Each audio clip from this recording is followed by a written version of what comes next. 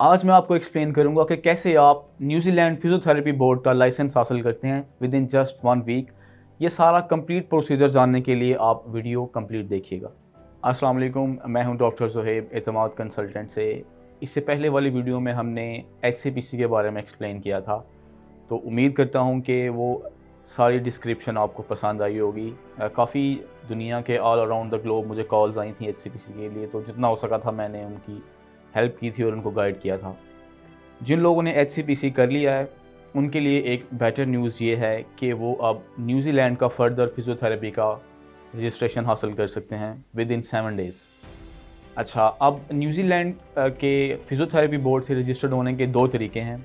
Number 1 जो है वो है कि आप एक्सप्रेस वे के थ्रू एंटर हो सकते हैं, और नंबर 2 जो है वो है जनरल पाथवे। सबसे पहले मैं आपको एक्सप्लेन करूँगा एक्सप्रेस पाथवे।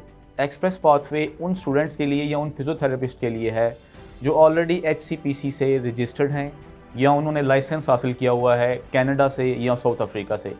नंबर 1 बात ये हो गई। जो सेकंड एलिजिबिलिटी क्राइटेरिया है वो है आपका इंग्लिश प्रोफिशेंसी। तो जिन लोगों ने ऑलरेडी HCPC किया हुआ है या वो लाइसेंस होल्डर हैं कनाडा के या साउथ अफ्रीका के लिए, तो जैसे कि आप जानते हैं कि वो इंग्लिश स्पीकिंग कंट्री हैं, तो उनको किसी किस्म की लैंग्वेज प्रोफिशेंसी प्रोवाइड करने की ज़रूरत नहीं है। ये हो गई अंडरस्टूड बात। नेक्स्ट हम आपको 7 डेज़ के अंदर अंदर आपका लाइसेंस आ जाता है जो कि फिजियोथेरेपी बोर्ड ऑफ न्यूजीलैंड से रजिस्टर्ड होता है। उसके बाद आपको APC के लिए अप्लाई करना है। APC क्या है? APC आपकी एलिजिबिलिटी है कि आप वहाँ पे 1 ईयर के लिए रजिस्टर्ड हैं to work as a physiotherapist in New Zealand. ये हो गया आपकी एक्सप्रेस एंट्री। अगर हम बात करें जनरल एंट्री, तो जनरल एंट्री में वो सारे स्टूडेंट्स या फिजियोथेरेपिस्ट आ जाते हैं जो कि ओवरसीज़ हैं, जो UK, कनाडा, साउथ अफ्रीका या ऑस्ट्रेलिया के अलावा बाकी कंट्रीज से हैं। उनको अप्लाई करने का तरीका भी बहुत इजी है, जस्ट उसका टाइम पीरियड थोड़ा ज़्यादा है, उसमें अराउंड 3 to 4 मंथ्स लग जाते हैं। वैसे अगर आप उनकी वेबसाइट विजिट करें तो उसमें 3 मंथ्स का टाइम दिया जाता है। अच्छा, अब जनरल वे में आपको सारी चीज़ें एक्सप्लेन कर दूं कि जनरल वे में आप कैसे फिजियोथेरेपी का लाइसेंस हासिल कर सकते हैं न्यूजीलैंड के लिए। तो उसमें सबसे पहले ये है कि आपने जो फिजियोथेरेपी की डिग्री है, जैसे लेट सपोज पाकिस्तान में DPT है, डॉक्टर ऑफ फिजिकल थेरेपी, जो कि FSC के बाद 5 साल की डिग्री है, तो उसको कंप्लीट किए हुए आपको 3 साल से ज़्यादा का गैप नहीं होना चाहिए। उसमें भी 3 चीज़ें हैं। अगर तो आपका 3 साल का गैप है और उसमें आप पढ़ रहे हैं, फॉर एग्जांपल मास्टर्स कर रहे हैं या कोई और डिप्लोमा कर रहे हैं, तो ये आप जस्टिफाई कर सकते हैं उनको, नंबर 1। नंबर 2 ये कि आप उन 3 साल में कोई एक्सपीरियंस कर रहे हैं, किसी जगह पे जॉब कर रहे हैं, किसी क्लिनिक में जॉब कर रहे हैं, या कोई अपना सेटअप बनाया हुआ है या किसी हॉस्पिटल में काम कर रहे हैं, तो ये भी जस्टिफाइएबल है, क्योंकि आपको जस्ट प्रूफ देना है कि मैं यहाँ पर जॉब कर रहा था। अब जिन लोगों ने कोई काम नहीं किया हुआ, जो 3 साल पहले ऑलरेडी उन्होंने डिग्री कंप्लीट कर ली थी लेकिन 3 साल वो कुछ भी नहीं कर रहे थे, तो जस्ट 3 इयर्स के गैप को एक्सेप्टेबल है। 3 साल से ज़्यादा गैप हो गया तो आप अप्लाई नहीं कर सकते, आप एलिजिबल नहीं होंगे न्यूजीलैंड का फिजियोथेरेपी का लाइसेंस लेने के लिए। अच्छा, ये तो आपका एलिजिबिलिटी क्राइटेरिया हो गया। अब जिनकी 17 ईयर एजुकेशन है वो इक्विवेलेंट है वहाँ के बैचलर्स के, न्यूजीलैंड के बैचलर्स के, कि आप वहाँ पे BS फिजिकल थेरेपी के इक्विवेलेंट आपकी डिग्री है और आप एलिजिबल हैं कि आप वहाँ लाइसेंस के लिए अप्लाई कर सकते हैं। अब ओवरसीज़ अप्लाई करने का क्या तरीका है कि सबसे पहले तो आपका सर्टिफिकेट हो गया, सर्टिफिकेट में आपकी 17 ईयर एजुकेशन हो गई, कंप्लीट हो गया। नंबर 2 पे जाएँ तो आपका एलिजिबिलिटी क्राइटेरिया में आपकी प्रोफिशेंसी आ जाती है, लैंग्वेज प्रोफिशेंसी। अब लैंग्वेज प्रोफिशेंसी सेम है एज़ दैट ऑफ HCPC, क्योंकि HCPC में भी कुछ लोगों का IELTS के साथ आ रहा था और कुछ लोगों का IELTS के बगैर भी हम लोगों ने कंडक्ट करवाया है और उनका अल्हम्दुलिल्लाह HCPC क्लियर हो गया है। तो न्यूजीलैंड के लाइसेंस के लिए आपको IELTS के 7 बैंड्स रिक्वायर होंगे और 6.5 राइटिंग में। बाकी 7 सारे मॉड्यूल्स में चाहिए लेकिन 6.5 चाहिए आपको राइटिंग के लिए।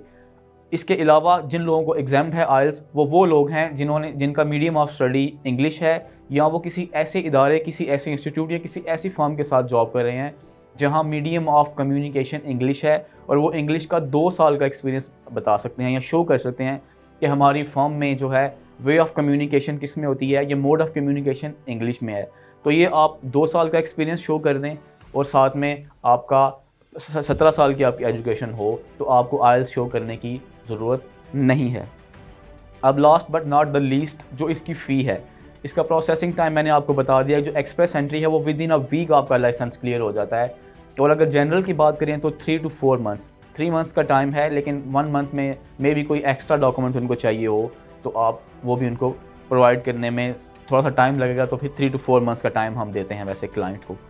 ये आपका टोटल एलिजिबिलिटी क्राइटेरिया भी हो गया, आपकी इंग्लिश रिक्वायरमेंट भी हो गई, और आपकी फ़ी जो फ़ी है वो आपकी 1734 न्यूजीलैंड डॉलर्स है। 1734 न्यूजीलैंड डॉलर्स जो फ़ी है वो आपने पे करनी है।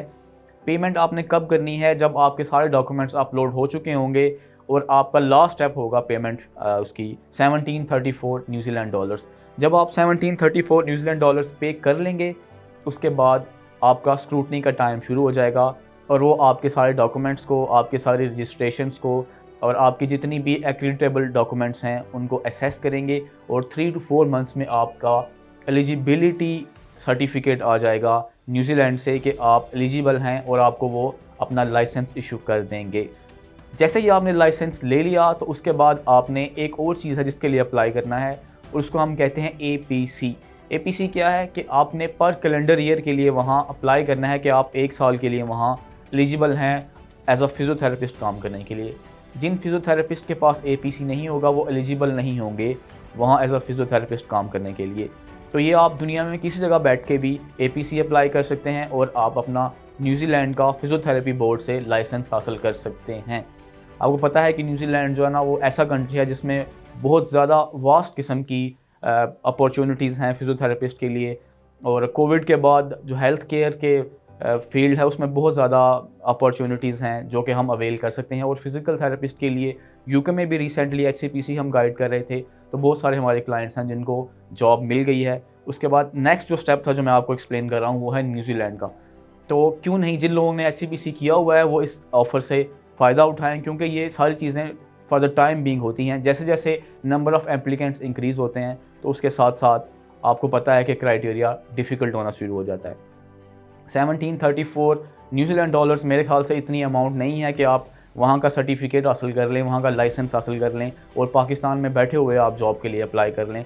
जॉब जैसे ही आप अप्लाई करेंगे आपको वर्क परमिट वहाँ से आ जाएगा, किसी क्लिनिक से, किसी हॉस्पिटल से या किसी भी फॉर्म से। तो आपने क्या करना है, नेक्स्ट स्टेप जस्ट यहाँ से अपॉइंटमेंट लेनी है और आपने अपना वीज़ा फाइल कर देना है, and then you are good to go to New Zealand. तो हम एंड में मैं आपको बताना चाहूँगा कि हमारी एक कंसल्टेंसी फर्म है जो पहले भी मैं आपको पहली वीडियो में भी एक्सप्लेन कर चुका हूँ। तो वैसे तो ये बड़ा सिंपल स्टेप है, आप लोग खुद भी कर सकते हैं, लेकिन इन केस अगर आप लोगों को कंसल्टेंसी चाहिए तो आप किसी भी वक्त मुझे कॉल कर सकते हैं। मेरा नंबर जो है वो नीचे वीडियो में आ रहा होगा, साथ में हमारा फेसबुक पेज भी है एतमाद कंसल्टेंट के नाम से, उसमें भी आप कर सकते हैं। और अगर आप फिज़िकली विज़िट करना चाहते हैं तो ये हिल व्यू प्लाजा में है, blue area, at the top floor of Fresco sweets.